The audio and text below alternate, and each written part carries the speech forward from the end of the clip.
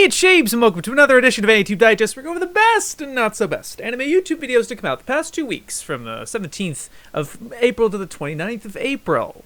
And we're going to start with a request video from Hayden, because the AVGN Cinemassacre put out this My Horse Prince video. We were talking about it, and like, you should cover this in Digest. I'm like, nope. And then they're like, oh, you can take a request video? Like, yep. Like, fair enough. Yeah, I'll do that. But I was already watching the video, so I didn't think I could make like a reaction video to it really, but I'll talk about it. This was obviously a surprise to see, because it's not like, I mean, James doesn't choose games very predictably, or like there's no pattern to it. Not that there's necessarily an arbitrary feeling to any of the stuff that he chooses to cover. But it is just like really exciting these days when he's putting out an episode like this, when he has so many of these other episodes, or not when he has so many of these other series and can just kind of make whatever. It just feel like as a nerd video, it feels like special, that there's something, a particular craft to it, and there really is very few people still doing what he's doing in that capacity of this very scripted. I mean, a lot of our stuff is still scripted, obviously, but I just mean in terms of like being on camera and performing, and even being like a character or something, which is obviously something I don't know if we can say he started, but definitely was like the pioneer, trailblazer, like the main guy, really. But yeah, him covering this mobile game, this kind of meme that we knew about for like when it came out, and it's just kind of a funny haha side thing. To have him cover it is a little surreal, and I really loved what he did for most of this video, which was filming it in a vertical as he's looking at his phone, reacting to the game, because it is very similar to how, like when he plays a game on the television or on a console, it's like it's a mirrored perspective almost. Like it's him watching the game with you can kind of hear, it's like a pragmatic sort of environment actually, where it's like you can tell that he's playing the game as he's talking behind you or whatever, and then it turns around almost. It doesn't physically do that like on screen, but the cut back kind of feels like that almost, and it feels way more visceral here because it's still, the video is still exported in a horizontal, like the typical widescreen, horizontal format that we're familiar with. And at first I was like, I kind of wish he was daring enough to publish this video completely as a vertical video, and to have like a 20-minute video essay as a vertical video would be really interesting. And I honestly can't actually think of a video that's done that yet. There's shorts, obviously, and people are used to that, and probably TikTok is experimenting with that, and there's certain videos like that maybe, but like a real dedicated crafted video essay that was exported and like made specifically on vertical screens would be really interesting. I don't know. Obviously, it would be ruinous on on watching it on the computer or on television. You would severely restrict your audience, almost like the audience to watch this, which is probably why people don't do it. But yeah, it just made it interesting. But of course, he's still pretty inventive with the techniques, because sometimes he has the game footage along with his reaction, like next to each other. He does some other experimental things here and there, and obviously the skit at the end is fun. That it's like worth seeing, like the full, like him out of the world of the phone almost. Not that he's pretending to be trapped in the phone or something, but creating this difference, I guess, so this different realm almost. It was just really exciting and interesting, and just thoughtful as a video creator. I'm like, oh yeah, that makes complete sense. Like, why don't I do it this way? Because he's like, because I can imagine it as a pragmatic problem, right? Because he's like, normally I'm on the couch and I'm reacting to the thing, but here I'm playing on my phone. Am I just gonna like look up and I'm just like sitting on my couch or something? I think it was kind of a more active engagement where he's kind of pacing around his room, reacting to what's directly on the phone almost. I think that was really smart. Yeah, but kind of the main reason I wanted to talk about it was the craft was really inventive, and he's still able to do this sort of thing where he's having these, it's not like plug and play and just make the thing that audiences expect of him. And he's probably, like, he's been doing this longer than any of us, pretty much any of us at this point. Maybe a couple people that it kind of, but let's be honest, he's really one of the OGs. And the fact that he's just still inventing himself and still being funny, daring and kind of like going out to trying these games out. It doesn't, the format doesn't feel all that stale. Even though it is by and large still a very straightforward video in terms of like summarizing what happens in the game and various mechanics and kind of explaining it in that straightforward game review type way, but not in a journalistic sense, in sort of a friend to friend sense, which is I think what made him, it didn't feel like game reviews, especially because the part of the appeal or fun of AVGN, especially when it was first coming out, was that he was the hilarity or irony almost was in this character raging about this forgotten NES game that nobody cares about. Like him like drinking himself to death over Jekyll and Hyde for NES, when it's like, what game is this, right? That sort of thing is what makes this that was the novelty of it at that time, I think. And obviously now there's that spawned a whole thing of just like, oh, this isn't just journalism, it's a game review, but it's gaming content that's entertaining, that feels journalistic almost, but it's completely skewed entertaining, because it's like and sometimes sometimes there's genuine edutainment factor to his stuff sometimes, like the Tiger Game series, like him kind of describing the backstory of all that, or some of these other games and whatever. But he's not like, again, like it's not like gamer historian or something, where he's not going that level. But then him constantly reinventing himself, still being funny, and just having a lot of self-awareness too, I think, because it's like, I don't know, there was just something that like, it just feels great that he's still in every episode. I'm just like, I'm absolutely watching it. But I was happy to talk about AVGN in some capacity on Digest. That was very nice. Thank you, Hayden, for suggesting it. Even though it wasn't really on my mind, because I'm just like, that's weird, but it's important because he's a trailblazer for what we all do and what we all should continue to be doing, because he's still an active player, and we should be learning from him in the same way. Anyway, I really like the video. Okay, now for some videos I thought were decent. Pretty good. I think a lot of these I'm going to be kind of like, I have Mike one, but that's otherwise a good video or something. Chang, the right amount of detail.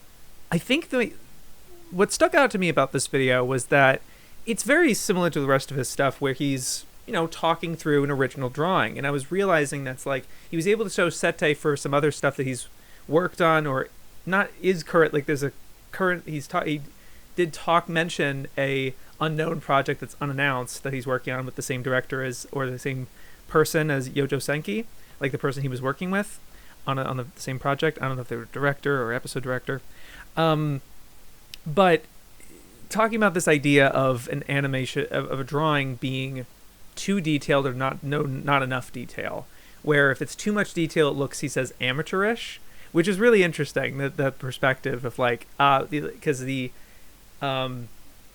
amateur would be very attached to that one drawing, but a professional or someone who has been doing this a very long time, they don't have that similar attachment. I think it's kind of similar to with me making videos or me making Digest, right? Early on, I was very careful with like making cuts and like, this is exactly what I need to say and whatever. And it was a precious thing. But the more I did it, on the practicality of it being a weekly format, and now bi-weekly and sometimes monthly, it loosened it up, and also just doing it more. I was like, it's fine. And then like this pause is uncomfortable, or don't say that. And that still exists. The standard still exists, but I'm less attached to that thing. So I think that's where the perspective of amateur comes from, where it's like, oh, you care a lot about this one drawing, when in animation, and that's fine, but in this environment, you need to make 20 of those. in like a couple hours, or like I don't know that many or in that proportion, whatever. But like you need to be a little quicker about it, right? Very similar. Or at least that's the vibe I was getting. And then not enough detail. It just doesn't look good. You just kind of look sloppy, or I forget the specific word he had, because the amateur was really a choice word that I thought was really interesting. But what kind of felt short with this video for me, is the fact, just like I liked in a lot of his previous videos, he was able to talk directly about some of the stuff that he worked on, using that as his unique perspective of having worked on this professional work to inform the thing that he's talking about. In this instance, it was all original drawings, and that makes sense, and that's fine. But I guess that led it into like there's no self-reflection. Not that I was looking for from him specifically, I guess, but I needed a point of reference. I guess I would feel like that was missing. Even just one instance of a drawing where it's like, here's an example, not maybe something that someone else drew, but probably if it would be better, I guess, with the professionalism, shooting other people's work down, that he does. One of the drawings he did here was an example of too much detail or not enough detail. Where it's like, here's one that I think is, or even do like a comparison thing. I just feel like what he ended up doing is just 3 or 4 drawings of like how to handle the right amount of detail in these different scenarios in terms of the chibi expression, the super deformed SD, as a super wide shot, close up, or a medium shot. And I like that variance. I think that makes sense. And that's to give like, here's the sweet spot, but you didn't give the frame of reference. You know, like, this is too much detail, this is not enough detail. Like if you did 3 of the same drawings, even if it was just one drawing in this video, but you did it 3 separate times, where like, here's too much detail, and now let's take some of it out, or redo it, and then here's with not enough detail, and then here's what's kind of the sweet spot, and it informs it in different ways of like, and I like some of the terms he's still bringing in. He's still very informative and interesting, and engaged and able to communicate this in a very clear and empathetic way, in a way that's like, this is, it feels approachable. It doesn't feel like, whoa, this feels kind of overwhelming or intimidating or something. I guess the opposite of what I'm talking about. But yeah, I mean, the delivery and presentation is still great. I just think that the conceit of the methodology in which he was conveying this idea, I think could have been a little more straightforward and practical, I guess, if that makes sense. But yeah, I like the video though. Lines in Motion put out my favorite manga scene. I think this is from Skip and Lover. I believe that's the series. I think I should. They've been doing a great job selling it, and no, I'm not going to mention it. No, I have to. Sorry. I was just noticing this interesting phenomenon that it just stood out to me, that like their initial announcement about making this a video got super viral. Got like really like out there, and then by the time they make the video, it's probably gonna still do well enough and everything, but it's just like interesting to contrast.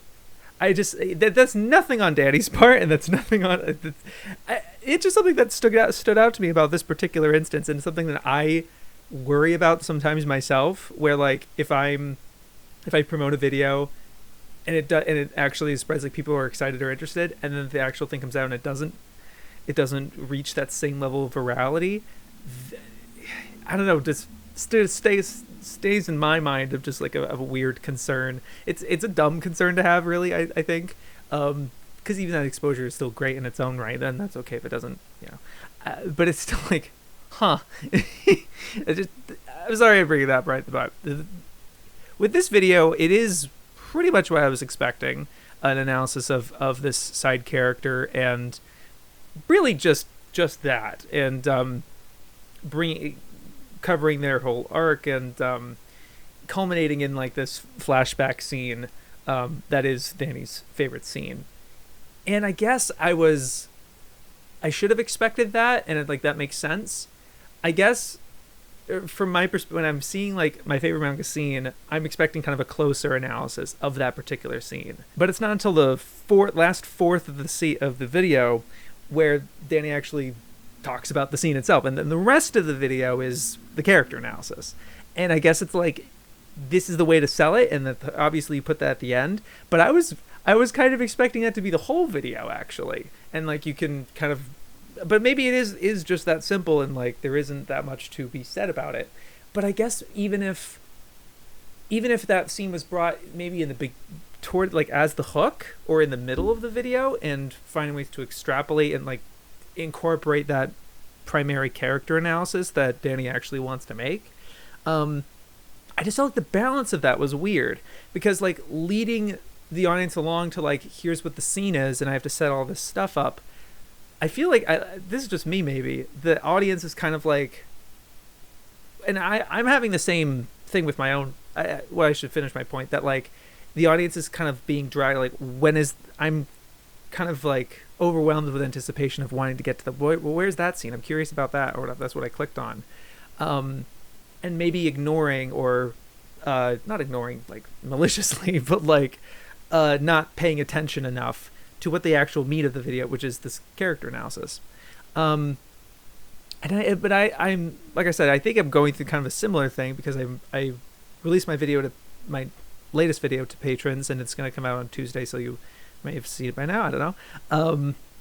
And I do a similar thing where I drag the result of the video to the end of the video. I don't let it, because to me, I'm like, oh, if I give that away right at the beginning, here are the results, and here's my whole explanation of it afterwards, like, are people going to stay for the explanation?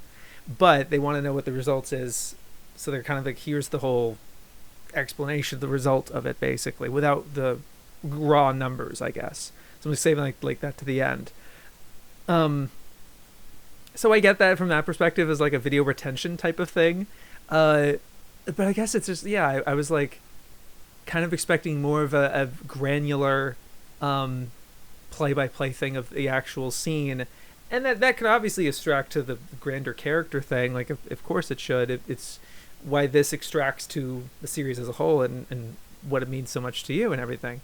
But yeah, that was like, to me, at least, I was like that. I think the analysis was fine. Obviously, all the video production and everything is as good as you've made it, of course, very quality.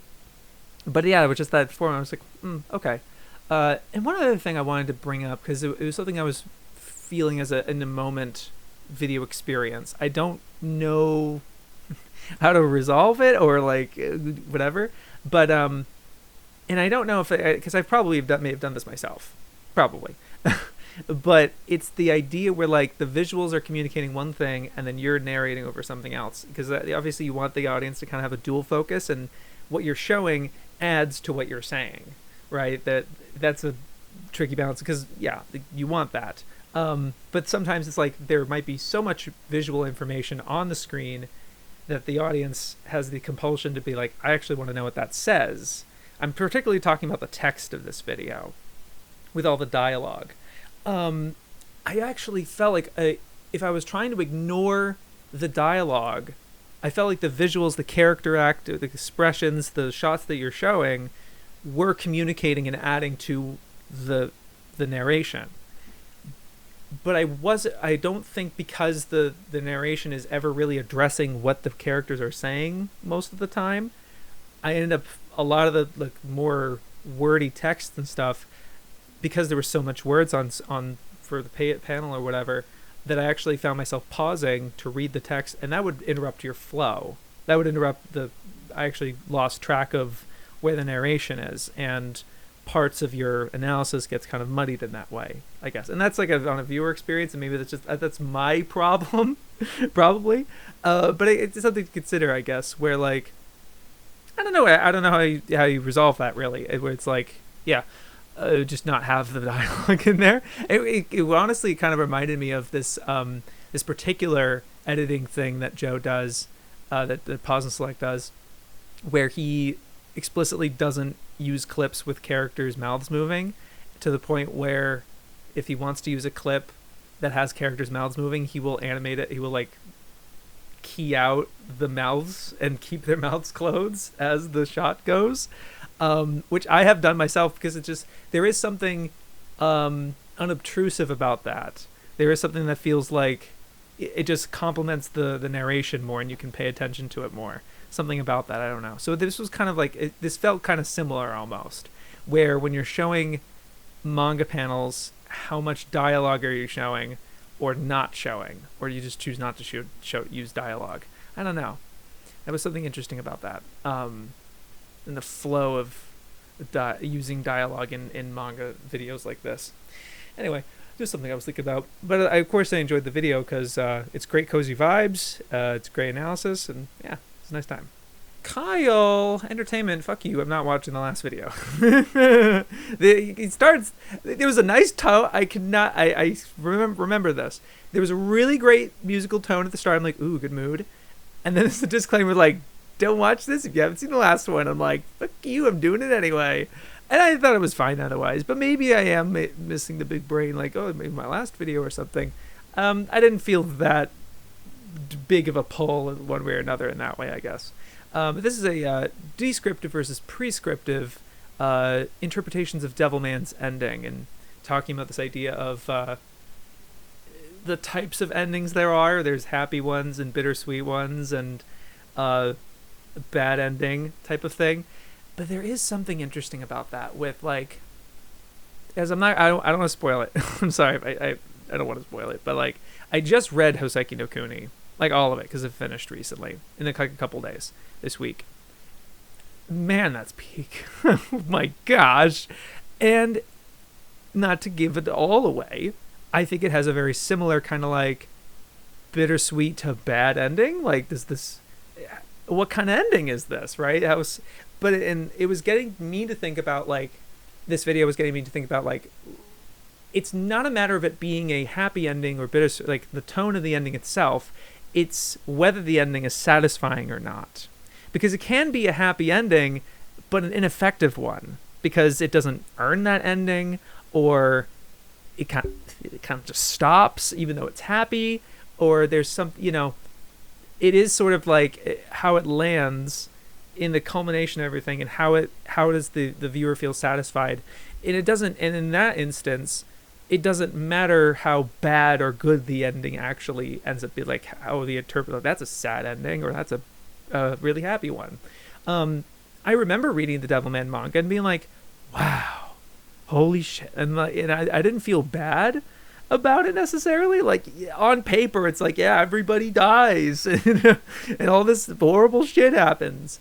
But it was just like this crash, and the effectiveness of it, eclipse as you mentioned, it doesn't matter, because it's just like, wow, it affects you in a deep emotional way. Yeah, but I'll admit what you got that, and I think that was the descriptive, but then the prescriptive part really, I did kind of fly over my head at that point. I don't know why none of it really was clicking with me, or it's like it's not like I disagree, I just don't really get what you're saying. I don't know, and I can't recall. It just kind of emptied out my head after that. But that was the stuff that I was attached to. I do remember, and that was what my commentary or takeaway of that was, I think. Where it's like, yeah, it's sort of like how endings make us feel almost, and interpreting in that way. But yeah, I really like this idea, and this particular analysis. I know I'm not really getting half of it. I should probably rewatch the video, but you know me. Not on this house. Not in this house. not that it's a bad thing, But yeah, I haven't been tuning in or anything to like your streams and stuff, but I'm happy to see that those are going on, that you're active in that way. That's really interesting. Yeah, just wanted to, but I was like, this is a video I haven't been in a while, so it's like, yeah, good to see him. Yeah, I enjoyed it. I'm sorry, get it's like, well, shit. I feel like I've done a disservice, and I apologize. But everyone, should check this video, because especially if this just as a Devilman fan, as you all should be Devilman fans. Come now.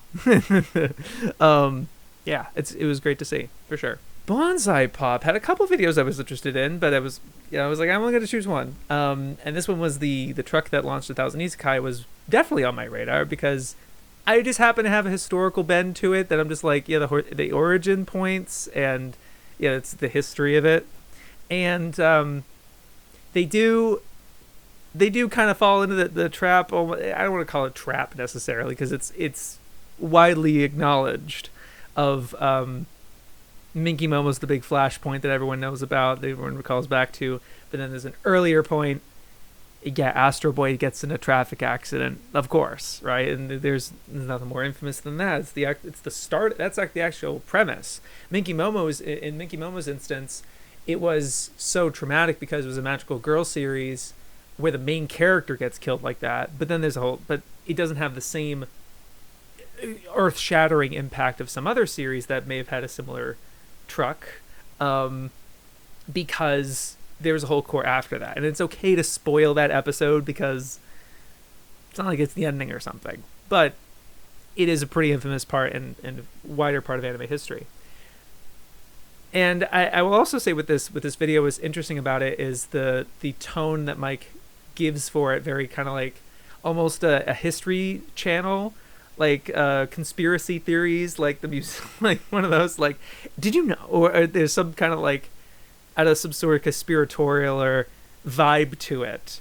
And there's almost kind of like an irony or a snark almost, but they take the concept seriously, and they're actually researching, and they go into the car development thing, and there's some historical dressings here. So it's kind of a bit played straight. And I think that was a good approach to take with this video if you're going to pursue this particular topic, I think. And not like because of what my perspective is about it is it's a trope that's rooted in real life, and maybe the actual tone would have clashed, and it's not as fun because the truck-kun, and it's fun to think in these terms, but it's to my understanding, this is a trope because it was a genuine problem that, like, traffic accidents, and you do at first bring up like at the ANN, this article is like about the number of traffic accidents. I'm like, oh, so he knows. No, there was the number. Some fan kept track of the number of isekai stories of the cause of death, and like number 2 was traffic accident, and then traffic accident by whatever. And there's a lot of other series that are not isekai, of course, that have traffic incidents. But it's like, okay, why? and I don't know if it was again, the tone of this was like, you don't want to go this route necessarily. And I'm sorry if this comes off like I'm actually or whatever, but like it is genuinely that like they had genuine traffic issues, like traffic accident, real like epidemic type of issues, to where they were, so Minky Momo's not the first magical girl series to have traffic accidents. So I do want to talk about this when I make the video, because I'm intending to. It wouldn't just be about Truck-kun specifically, but Sally the Witch, several episodes include traffic accidents. And I think the reason it's not as well known as Minky Momo's is because it doesn't happen to the main character. Never happens to the main character. But there is genuinely an episode of Sally the Witch where they are talking about how often these are happening, that like the society's just not used to like having to look both ways, and like to genuine traffic safety, and then also cars just not respecting pedestrians or something. And so they're like, how do we solve this?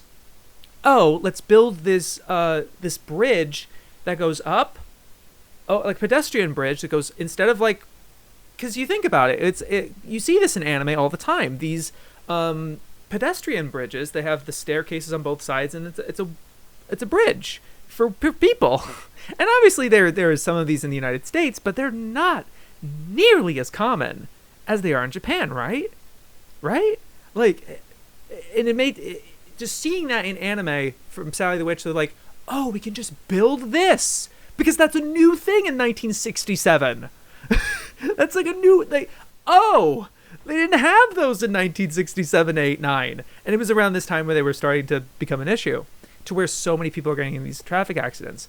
And it becomes a story trope because it's something that people can relate to in real life. And there is a certain story I will not say what the story is, but there's a, I'm happy that it's not spoiled to a lot of people, but there's a very pretty well-known series. Those who might know. I'm not going to give a single hint, but a traffic accident kills a very important character, and that's just how it happens. And when I saw that, I was like, oh, that's where it all comes from. Not like the Minky Momo stuff or even Astro. Yeah, like, sure, that totally exists, absolutely.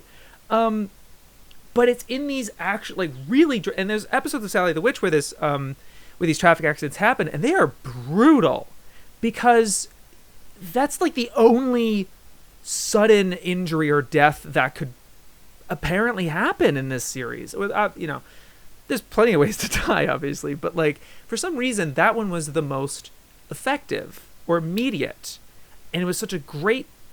It's a good plot device. It's a really good for I think for Japanese stories where, like, okay, I need the character to suddenly die, get in an accident, and Japan is so safe. Besides this one thing, that's kind of that. And I don't have any of the stats. I haven't looked this up and done the research or anything. But it's to my understanding, like, they have this issue. And there's a lot of it, and that happens a lot with, like, Japan has a certain issue, and then they create this society, and it goes society-wide, and then that reflects in anime. So, for example, how many people would hang out on the rooftops of schools, and then at some point in the 80s, 90s, 2000s, suddenly a bunch of chain link fences come up and over this way to prevent people from jumping off. So that it's sort of like societal problem comes with structural solution that you then see propagated in a lot of stuff. And I'm not trying to be like anime reflects real life or whatever, not necessarily, but it's that aspect that and it is dark, and I think that's just not the tone that they wanted to go with this video. Even though it is kind of a dark subject matter, like, we are talking about trucks, specifically Truck-kun, and their whole, like, their purpose is to hit someone to either severely injure them or kill them, usually kill them, right? And it's like, we need to get this character to die somehow. In Zombieland's case, for example, how does this character become a zombie? Very suddenly, that's easy, right? That sort of thing. So, yeah, and that's where that's all coming from, I think. But anyway, I just wanted to see that reflected, and I was let down by that not being there. But I also understand, and I liked the Death Note, like, again, like the tracing it back to where specifically the word Truck-kun came from. That was really great. That was why I was saying that, okay, they are kind of playing it straight, even though there's this, like, air to it that feels a little different from their other videos. But yeah, I still like the video though. I do have to go a little bit quicker because I have to work out a little bit. I checked out PhenomSage's video on ranking every anime he watched in 2023. Of course, to watch the Doremi rep. Number 1, baby! I gotta lay it on you. And I'm sorry, I don't know how well this is gonna come off. The Doremi section almost felt cliche. I'm sorry. Like, there are few people on YouTube that have watched the show in its entirety, and just the way that you were showing the clips that you chose, especially that we starting it being like, this is really profound, guys, which I know you then like lampshade with the cartooniness of it, which that is the show. That's the show. But then like bringing up the suicide and everything and all that sort of thing. I knew about that aspect and how actually profound and deep this show is before watching it, right? And that was kind of how I was sold on it, really. But it's not it ends up not being, it's like, that is a strong hook, don't get me wrong. But there's something of just like, as a Doremi fan, I'm not trying to outrank or I've been a fan for longer or something. I'm not trying to come off that way. But it's just like, as someone who's been a fan for years, and like the way you sell this show to people, and I have to be for the record, I have sold it this way before I watched it. I put in my How to Anime video that like there's some anime that you would never believe that they cover these sorts of topics. This is a kid show or whatever. I did that with Doremi, and it's not the great. you don't want to paint this show as like, this show's about divorce and suicide. When it's, yeah, it has those elements in it, but, or racism, or, you know, I don't know. I know obviously you can still bring that stuff up and it's still valuable. It's still a good point to bring up. I'm not saying that's what you're boiling it to. But I don't know. I'm a little more critical probably because of me making a Doremi video. Like, I think I would be this way. I have been this way when people make Joe videos, when people make videos that of anime that I've made about, of course. Like, I'm going to be like, well, you know, back when I made it. Like, of course I'm going to be that way. Anyway, I'm not really like that's a fault. The Doremi video section was bad. It wasn't. This was a fair enough way of going about everything, and I think you've sold the shows that you talked about pretty well. And especially the way that you edit this stuff, you're really, I do think you're among some of the best people with clip assembly, where you're choosing incredibly potent clips at a really good pace, and the transition little. And I was thinking about it, like, I have several masks in my videos, but I never think to make them transitions. I never think, I don't know why my brain's not wired that way. I'm like, that's just not how I do them. That's so, and I'm not like, that's wrong, your way's wrong or something. But it is very AMV-ish, right? To be like, get the hand in here to then move into the next shot, or poof into this. And it was which one was it? It was your Sangatsu video where or Pluto. No, I think it was Pluto. Where I was like, wow, he's really not using any clean cuts at all. He's just transitioning fades, dip to black, this thing, like, okay, I did that transition a little, let's, you know, really high intensive kind of editing for it's not a tier list video, but it's got the structure of a tier list, right? And I do appreciate it that you rapid fired this stuff you don't want to talk about too much. Even though it was a little dissatisfying because, like, no, but I like Rachel Bahamut. But, like, I get it. I agree with wanting to put the focus on the stuff you actually like that actually mattered. Although, and I don't know if I'll be a whatever about this, pedant. It was interesting seeing the Lucifer and Biscuit Hammer thing, but I couldn't help but be that guy and be like, that's not anime. Like, you know, and like, so did you read manga? Like, is that the only manga you read? And to be fair, I'm not that much of a manga person either. So I kind of generally counted in this. I would probably do the same thing or whatever. But that's fair if it's important. Yeah, I really very high intensive. I think you sell all the shows really well and represent them in a good way. Even Doremi, even though I have my qualms of like, yep, of course he's gonna pull out all the Naisho and Dokkan clips at once. And then it was just kind of, I don't know if predictable. I think predictable is the word that's coming to my mind. Where it was like, it's just the show, of, you know, targeted with the premise. And of course, it just shows stuff from season 1, where like at its most basic. And then it's like, but this show's good, guys. And you're showing Moto, Naisho, Dokkan, and everything. Very little sharp. Very little of Hana, I noticed, of the baby. Not that that's not to whatever. But I was like, yeah, this is a good way to sell it. This is definitely the way a lot of people have it in their minds, for sure. And I'm happy it's an all-time for you. And I like it's your number 3. It's my number 4 right now. But that's only because Nausicaa's in there. But I'm a little weird right now because, like, for the longest time I was Joe, LGH, Nausicaa, or Doremi. And then One Piece, I'm like, it's kind of my number 2. Behind Joe, and the only reason it's not number 1 right now is because it's not done. So it's kind of like Joe, One Piece, LOGH, Dokkan, and then Nausicaa's like, well, it's a movie. All the top 10s, it's a movie. I should make my own solid top 10 movie type of thing. I should. Anyway, but yeah, it was. I'm happy that was the case with you. For sure. And like, they didn't even do the cliche thing of growing the characters up. They did this other, and I do love Majo Mirai Sagashite. I do love the movie. Although when you're showing Doremi 16 and it's like, well, yeah, they are gonna just do that anyway.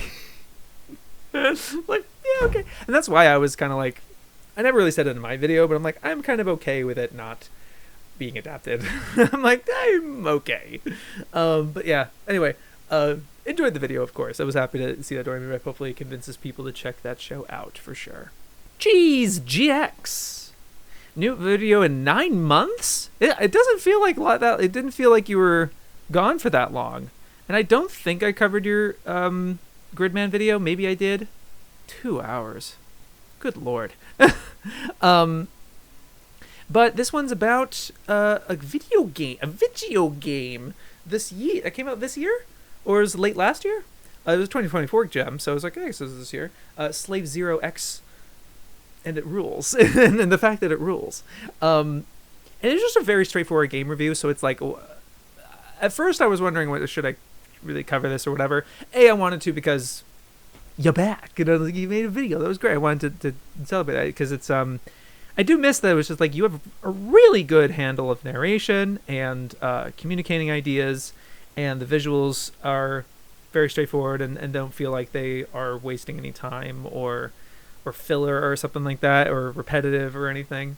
Feels consistently engaging to watch. But I also want to cover, because I feel like this feels slightly different from what you've made, and I've not seen every video you've made. So this could probably not be the case, and it's like, no, I've talked about stuff like this in a similar, like the Forgotten 90s gem, Slave Zero. Yeah, the prequel of this, I didn't see the previous video. Or like before you made Getter, your first video, at least on your channel, is a review of Hitman. So this is kind of like, you know, this is probably my first, it's probably just the case that it's my first video of yours in this style, which you've made before. And I could tell, because it's just, what I wanted to say about it was that it feels really good as a game review, because very straightforward, with just good praise, fair criticisms, because the thing is that, like, I feel like a lot of game criticism in particular, with the stuff that the little I've consumed, it always feels like I'm coming from like the older you know, when there's no patch updates. When you buy the game, that's the game. There's not going to be an update, right? I kind of am used to that as media and stuff, but I can understand in the modern era with game criticism, the things that you say could easily be outdated by the time you put the video out, or in a couple years from now. Kind of like, you know, the way people talk about No Man's Sky or Fallout 76, where it comes out like garbage at launch, and then they fix it and they develop it and everything, and now it actually has a good, you know, player base or whatever. So it's weird space to be in, really. But so I think that you had that awareness, and so all of your criticisms are really caveated with, this is fixable. And where it's just like, this is something that, this is why they did it, or like, I don't know what they were going for here. So basically all of it kind of comes in with really good faith, and then sandwiched, it's like a good my criticisms of the gameplay, and then ending it with the positive, with the story and the narrative stuff. Yeah, that's the same thing, Shapes. No shit. But I was like, yeah, review sandwich. That's how you do it. There you go. It's like, yeah, totally fair. I had never seen the game or played this, and I was surprised to see that this came out this year a lot, like recently, because it does feel very retro. You could have fooled me. I thought it was really smart, and yeah, I'd love to see that you had the developers in the comments being like, "Thank you for reviewing our game" and shit. Like, that's awesome. Yeah, it's a great feeling. Yeah, I don't have too much negative to say about it. It was just more like, I don't have as much of, not much of a gamer myself.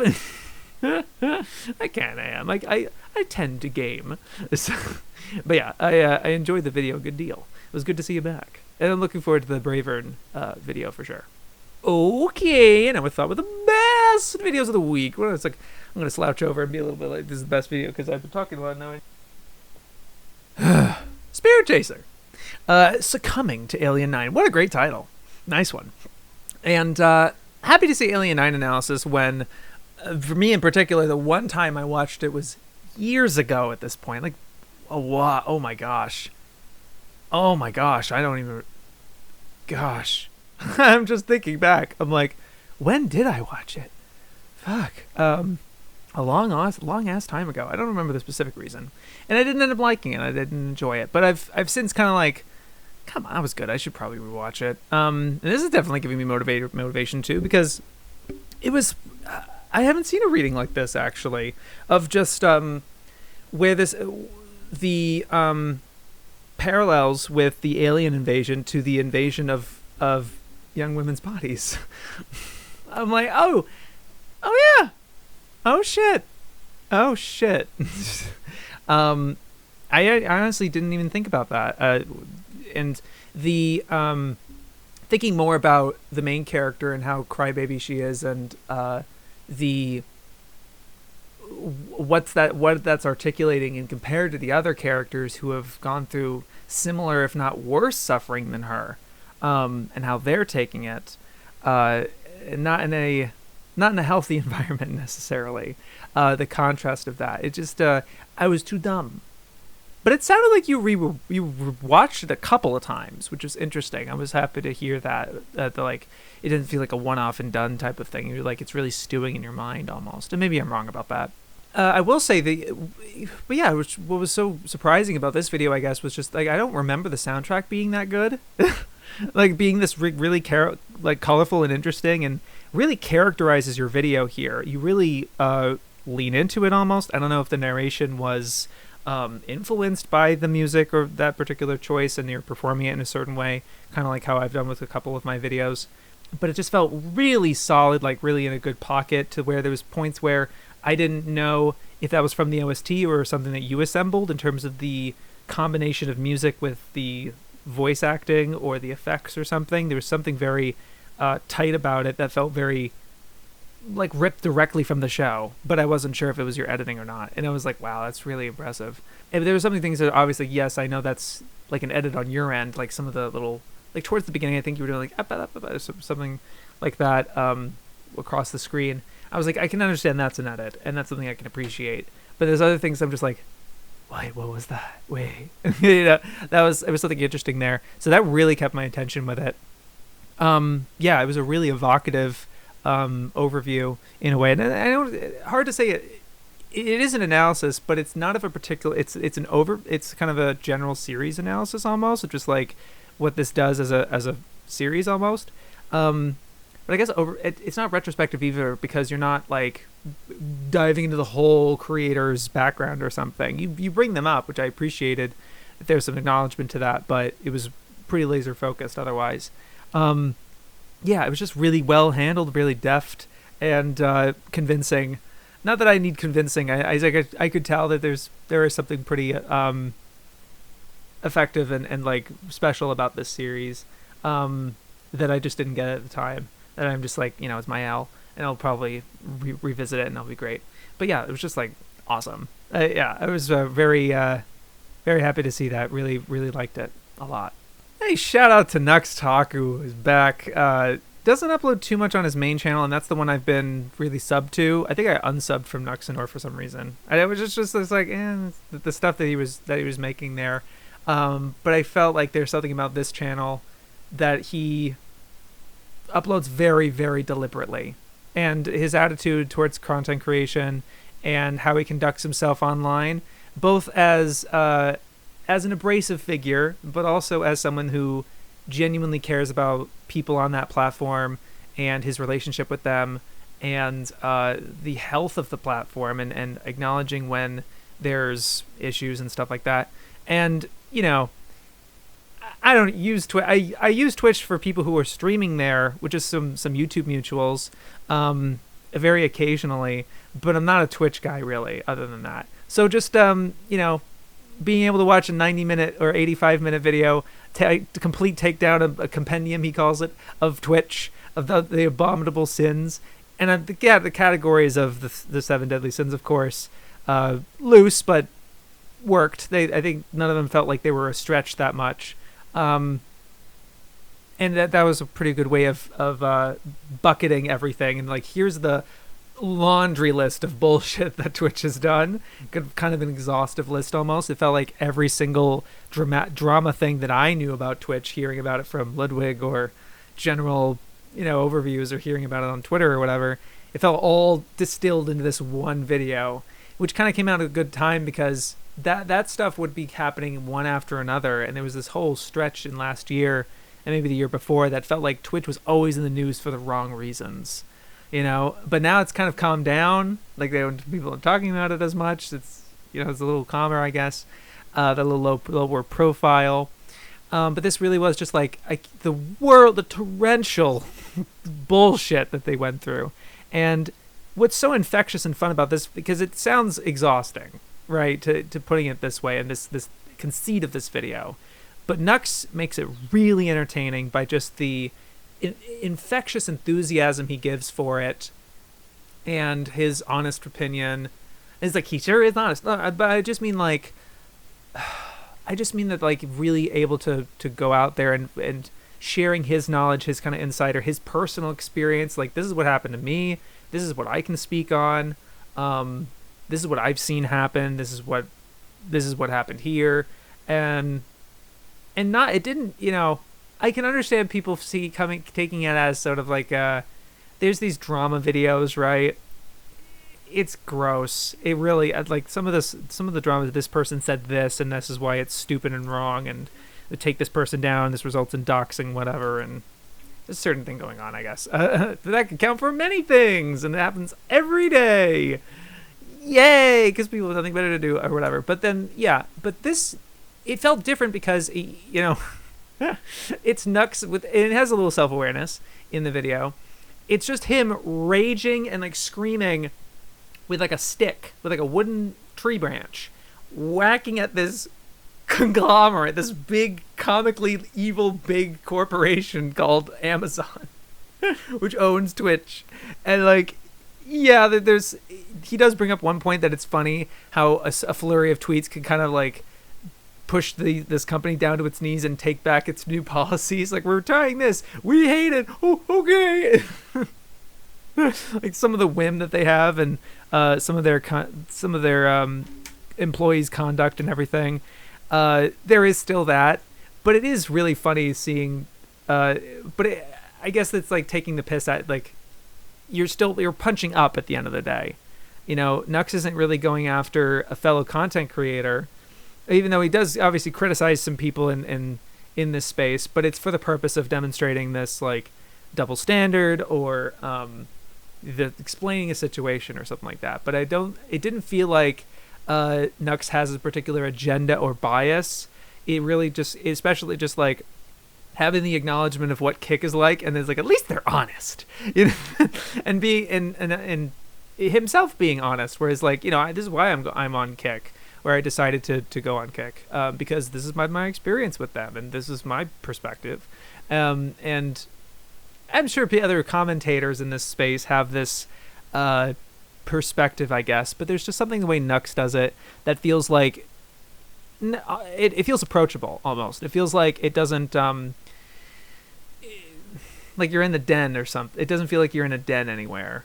I think there's just something tactful about it, even though there's a lot of memes and outrageous performative expression, kind of off the cuff things, a lot of jokes and humor, and kind of buttering the audience up a little bit. A lot of the times in this video, it was like, oh, wait till we get to this section. Oh, strap in, and really goading the audience almost. In a way that worked. It didn't feel that pandery, really.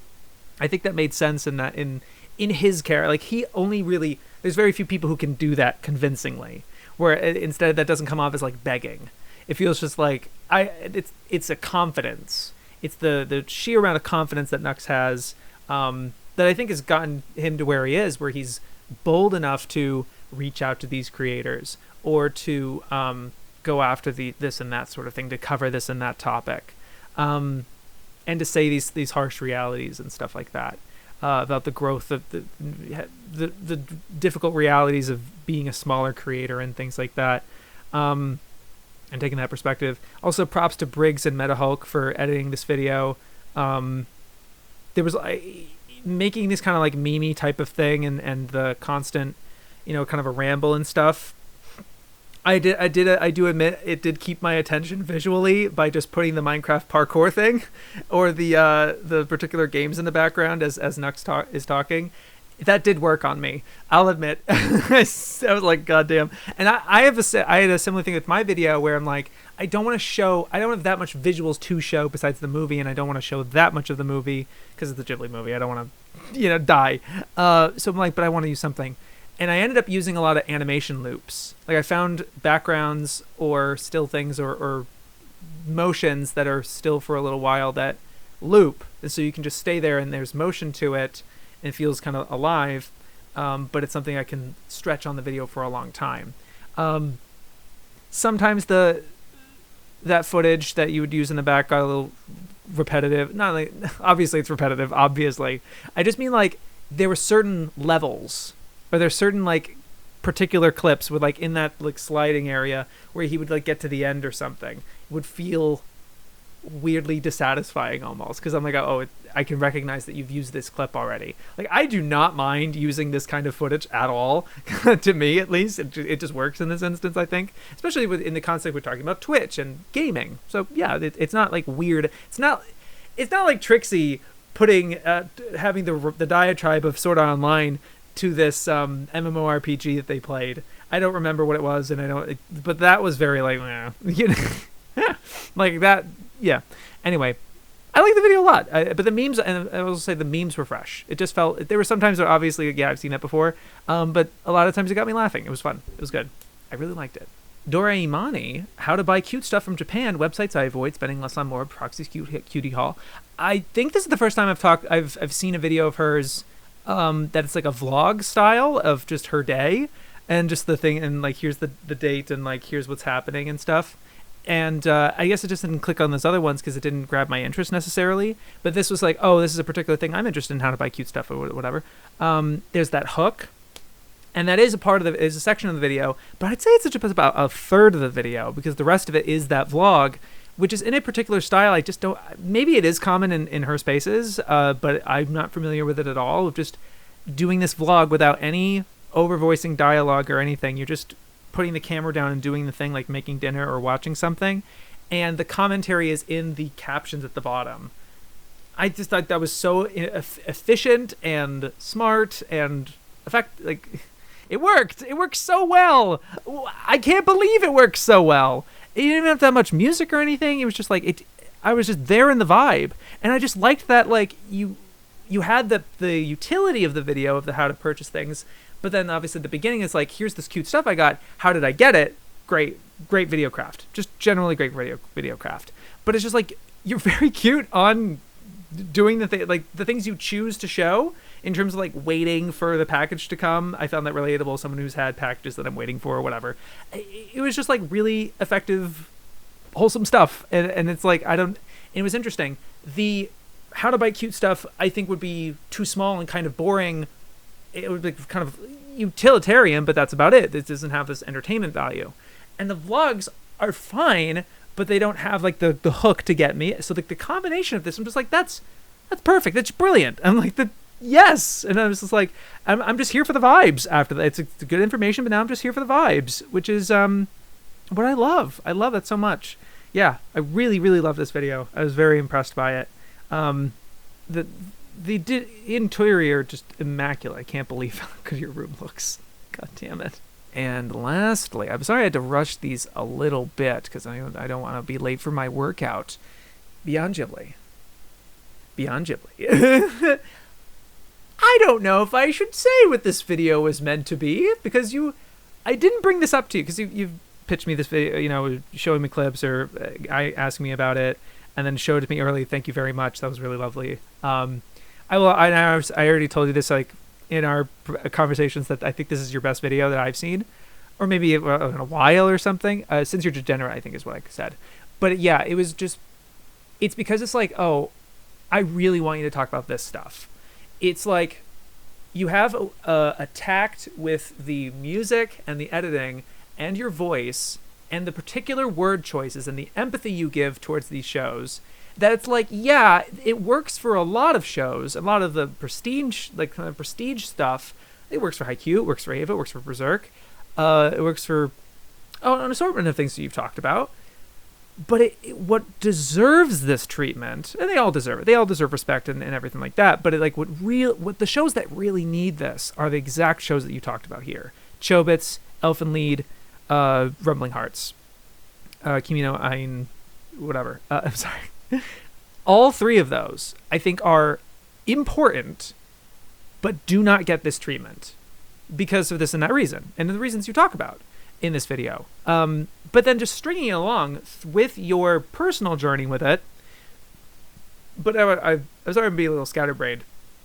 I don't know if I should talk about the thing that I knew this video as I didn't know that this was the form that you were spitballed me this video for a while, but it wasn't specifically like these 3 shows or something. It was in this narrative of how I got into it, the shows that I was like, yeah, I like anime too. I need to watch more anime.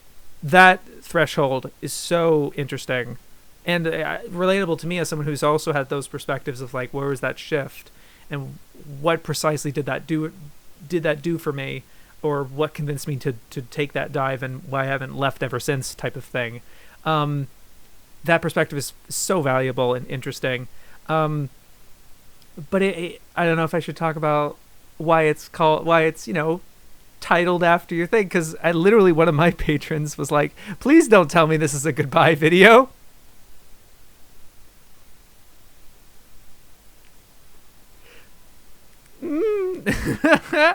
I mean, you didn't really say it in the video, do you? So interesting there.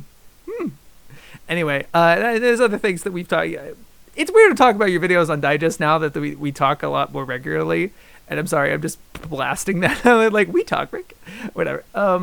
Which is always a joy. I am always so excited when you DM me, because I'm just like, those things that we talk about are just so elevating, valuable. I get so much value, enrichment out of what we talk about, and thank you for that. And then your videos are just like, yeah, oh my god. It really, yeah, these series really deserve this kind of treatment, with an empathetic treatment, really sharp, smart choices in its visuals and presentation, and angle of which you're taking these things. It kind of it did almost feel a little bit like your mini video, or like the ones with like kind of the shorts, the bite-size anime stuff, where it's like a vignette, or even just Degenerate was kind of like that too, where it's like, I want to make a Chobits video, but I don't think I can make a whole Chobits video, or I want to make an Elfen video or a Kimi ga Ein video, but I can't make a whole of that. So it's kind of like type of thing, but then stringing it in the way that you do. But it was just the landing it for me is just, these shows badly need that, because their reputation, I think, for one way or another, our generation, that when these shows were brought over to the United States, we were a lot more ravenous for anime. This particular generation, I think, were a lot more ravenous, because we had been exposed to this stuff through these bigger titles and hooked us in a way that's like, we gotta know more. But the internet wasn't quite there yet to where we can just kind of watch this stuff online. So the distribution you're talking about, like through this disc that your friend gave you of these stray episodes of things, and then pursuing to get more of them, that hunt, and like these kind of like popular titles and everything, of just really based on what was available and what would get subbed and or dubbed, and brought over, that whole era, it's not the same hunger now, because it's just kind of presented to us. It's so accessible. It's blisteringly accessible. It's so accessible that we now have access to the stuff that we have never gotten access to before. And that's the stuff I'm interested in, that I'm a little iceberg in. With some, obviously, like, I'm balancing with that, like, yeah, I should get to Ranma. But it is sort of that new frontier of, like, yeah, anything. Even stuff that isn't subbed or whatever, or hasn't been licensed. But these shows that were formative at that period do kind of get put in the wayside. I definitely don't have that much incentive to watch Rumbling Hearts or Elfen, despite what they've done for anime, because I know that they have their little kind of ugly ducklings almost. They have some kind of about them or whatever, for this and that. Yeah, maybe people can obviously disagree or whatever, but they're not as like appealing to search out type of thing. And those are the shows that I think need it the most from you, that have the, and I said it in our conversations, I'm just like, it really makes me not want you to go. I think this is like, it feel like it clicks so well, so hard and immediate. It's you don't really say it in the video, and And I don't know, and I don't want to make it weird or whatever. But I'm making it weird. Okay, too late. No, I'll let you speak for yourself, really. That was what was communicated to me, that this was the case. But not to inform my viewers about it, I guess. Sorry. But you did put it in the video. I don't know what the plan is. Or maybe you did, and this is like, because you sent me an early version, and maybe you say it in the video? I don't know. But at least somebody was like, no, it's just how we got into anime. And I was like, oh, you sweet someone. And I was looking at your comments too, and just like, I don't think they know. I don't know. And maybe that's because you've adopted or changed your mind a little bit. I don't know. It's fine either way. Yeah. Anyway, making it weird. But it's like, YouTube is YouTube. It's like people can retire and leave completely, and sometimes they commit to that sort of thing. But it's like any passion pursuit type of thing, where it's like if they come back, it's like okay, yeah, you're back, all right. It's this thing specific about YouTube, I guess, where they're tweeting again, they're making vids again or whatever. I don't know, and that's to make it weird. Well, I don't know. This was, and I'm not putting it in the best for that necessarily. It really was best for me because of the, because it just felt like clicked with your content so well, and just like it felt like a new level almost. Or just like it was directed in a way that I'm like, because I've always really admired how you make videos and stuff. The polish is insane, the tone is great, the content's great, and it's just where it's directed. I'm like, oh, okay, interesting. Oh, okay, sure. In terms or whatever, but this was just like, felt like a eureka moment for me almost. Sorry to repeat myself like 8 times. Anyway, I really, really enjoyed the video, Joe. Thank you so much. It was great. Okay, and that'll do for this installment of AniTube Digest. Right in time for me to go work out. I win. You guys are great. You have a great 2 weeks. Yo, peace.